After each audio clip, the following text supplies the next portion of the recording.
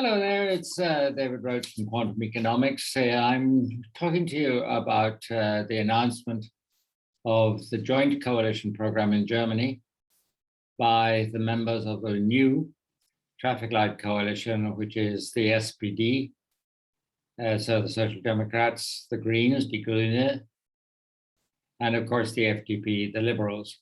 This program was announced last evening, German time. And it is, as usual with German coalition programs, extremely lengthy, 177 pages, no less, because these are basically treaties.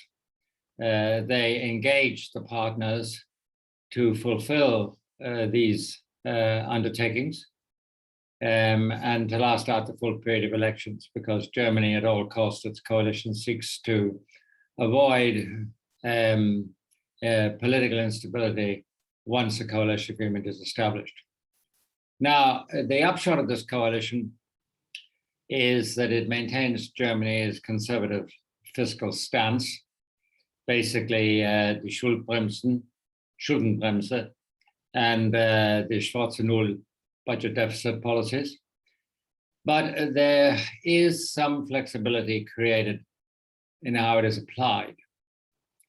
And that would mean that it is likely that certain public investments, such as green investments, and everything to cope with other matters, such as climate change and the decaying infrastructure of Germany itself, would, in my view, and it's not stated specifically in the agreement, be X'd out of the fiscal constraints, such as the Schuldenbremsen and the Schwarze Null, which would allow for greater flexibility and greater investment. It would also allow for something at the margin of a reduction in Germany's excess savings rate, which of course would spill over and boost European growth, and would also mean that Germany would run less current account surpluses and so on.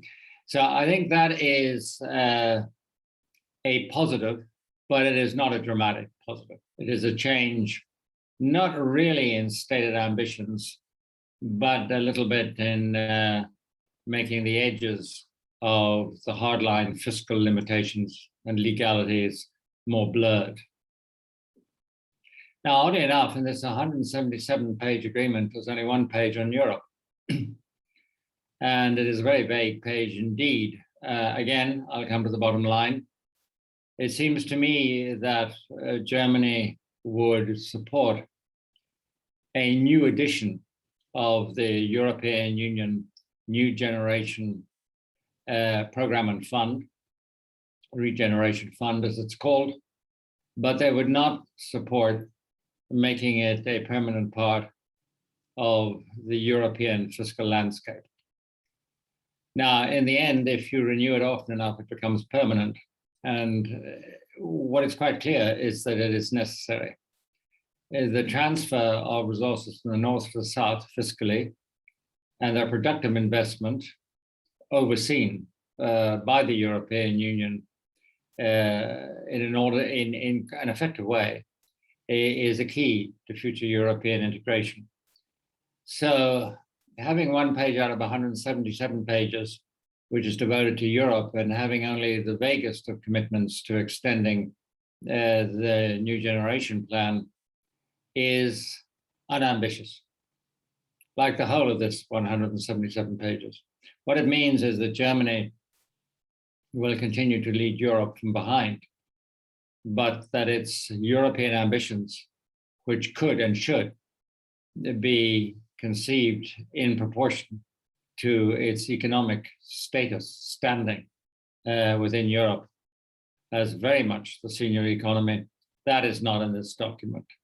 So I'm afraid it is more of the vague German leadership of nudge, nudge, and nod, nod, but it is not the decisive commitment to European integration, which one might have hoped from a changing of the guard politically, away from the sort of Merkel conservatism and lack of vision in this new government. It simply is not there. There is, however, some good news. There is no nonsense in this agreement about Germany stopping nuclear weapons being stationed on its soil, which they are by the US stroke NATO, because if they had done that, they would be leaving themselves even more vulnerable to Vladimir Putin's Russia than they already are by taking far too much energy from Russia. So that, I suppose, is positive.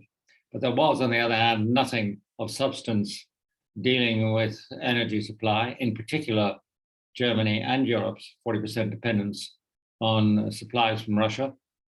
And there was nothing either on the thorny issue of trade with China, which Merkel would pretty well go to any lengths whatsoever to preserve, and which the new Green government has said is going to be a lot trickier and a lot more tied to a change of behavior by China. But there's nothing in here about that. So to wrap it up, what does this mean? It means very little for markets. Markets will assume that Germany will continue as before. I think that probably is slightly wrong. I think Germany will change, if not at spots, at least perhaps the coloring of them to some degree.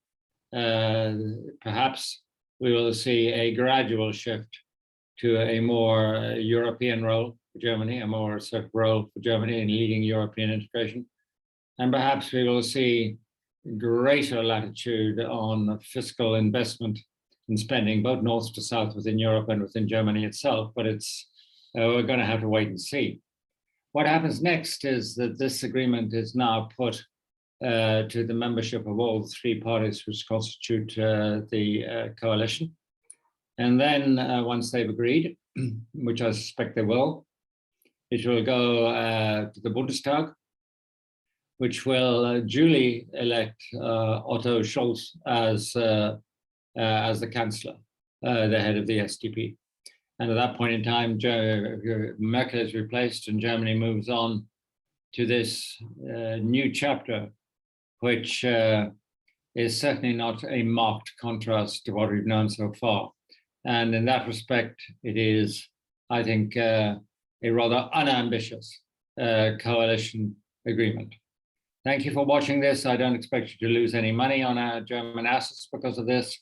It's at the margin good for equities and good for bonds, but it is not, as I say, dramatic news in any way. Bye, good night, and don't turn off the lights.